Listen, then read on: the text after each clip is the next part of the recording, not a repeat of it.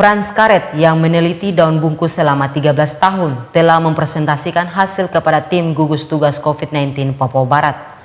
Penelitian lanjutan pun masih akan terus dilakukan guna memastikan khasiat dari ekstra daun smilax tersebut.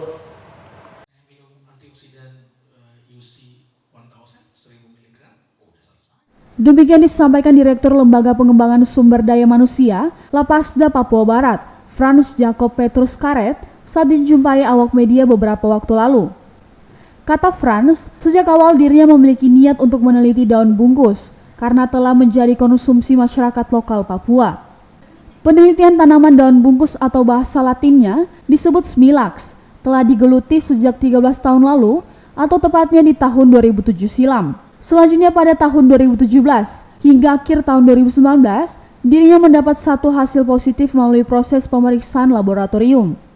Awal penelitian daun bungkus ini sebenarnya ini berangkat dari kekayaan daerah yang Papua punya begitu.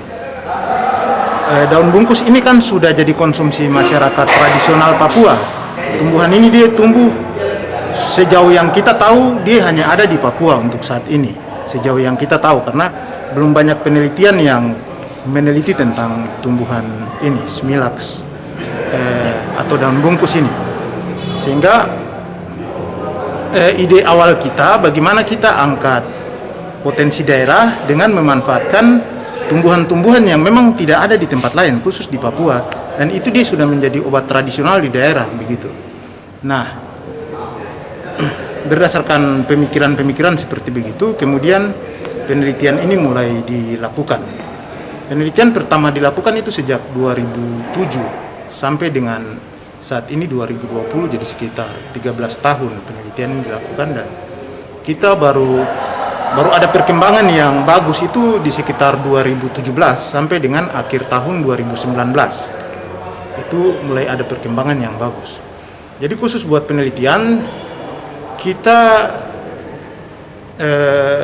untuk metode-metode penelitian kita masuk di laboratorium. Jadi apa yang hari ini dibuat itu berdasarkan hasil laboratorium. Kita hanya bisa menganalisa saja peluang yang terjadi dari tumbuhan tradisional ini. Frans menambahkan, sejauh ini jumlah laboratorium yang telah terlibat dalam proses pemeriksaan sampel daun bungkus atau smilax, yakni Balai Pengawasan Obat dan Makanan Bepom Manokwari, Laboratorium Kimia Unipa, Unhas, dan salah satu laboratorium yang berlokasi di Bogor. Salah satunya dasar yang membuat dirinya tertarik untuk meneruskan penelitiannya dikarenakan adanya kandungan antioksidan yang cukup tinggi disertai vitamin, mineral, dan asam amino. Nantinya juga masih akan dilakukan penelitian lanjutan terkait protein bernedah yang ditemukan pada 2 sampel dengan metode pemeriksaan yang sama. Dan kaitannya dengan pengobatan COVID-19 masih didalami dengan pengujian kandungan selanjutnya. Jadi laboratorium yang sudah kita masuki itu Balai POM Papua Barat, Laboratorium Kimia Unipa, Laboratorium Kimia Unhas, dan PT Saraswati Indogenetek di Bogor. Ada 4 laboratorium yang sudah kita masuki sepanjang 2017 sampai dengan 2020. Penelitian yang sudah dilakukan ini kurang lebih 20 kali. 15 diantaranya penelitian lapangan dan pustaka, 5 penelitian laboratorium. Gitu. Jadi ini ide yang kemudian dia menggagas sebuah pengetahuan baru tentang tumbuhan yang selama ini dianggap tidak bermanfaat, ternyata manfaatnya sangat besar. Gitu. Kita masih perlu pengujian lagi.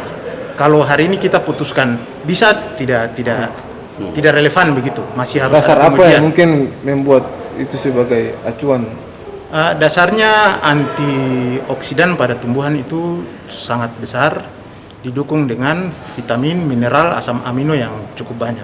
Dari sejumlah pemeriksaan, setidaknya terdapat 20 kali pemeriksaan yang meliputi 15 kali pustaka lapangan dan 5 kali penelitian laboratorium. Frans sangat optimis kandungan daun smilax atau yang dikenal dengan sebutan daun bungkus dapat membantu pengobatan pasien COVID-19. Givenly Frans mengabarkan.